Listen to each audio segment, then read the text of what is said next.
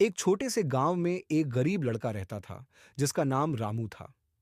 रामू के पास बहुत ही साधारण चीजें थीं, लेकिन उसकी आंखों में एक सपना था, एक दिन वह भी खुशियों से भरी जिंदगी जी सके। रामू के माता पिता मेहनत मजदूरी करते थे, लेकिन उनकी आय इतनी कम थी कि परिवार की बुनियादी जरूरतें भी पूरी करना मुश्किल हो जाता था।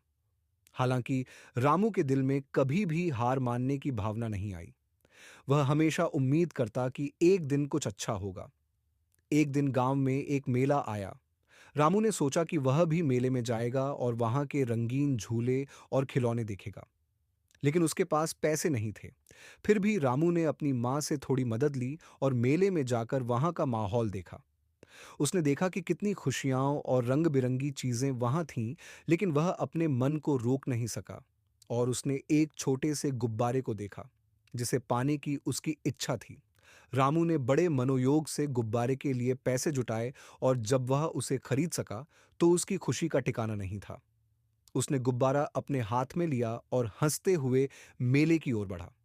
लेकिन तभी एक तेज हवा चली और उसका गुब्बारा उड़ गया। रामू का दिल टूट गया, लेकिन उसने अपनी आंसू छिपा लिए। उसने सोचा, मैंने अपने दिल की खुशियों को गवाया नहीं, बल्कि पाया है। उसने गुब्बारे की चुराई हुई खुशियों के बजाय अपने सपनों को जीने की ठान ली। उसने मेहनत की, पढ़ाई की, और धीरे धीरे उसने अपनी जिंदगी को एक नई दिशा दी। सालों बाद रामू एक सफल व्यापारी बन गया और उसने अपने गांव में एक स्कूल और अस्पताल खोला। उसकी कहानी ने गांव के बच्चों को सिखाया कि किसी भी स्थिति में अपनी उम्मीदों को नहीं छोड़ना चाहिए। रामू ने साबित कर दिया कि सच्ची खुशी बाहरी चीजों में नहीं, बल्कि अपने सपनों की दिशा में मेहनत और लगन में छिपी होती है। आशा है कि इस कहानी ने आपकी संवेदनाओं को छुआ है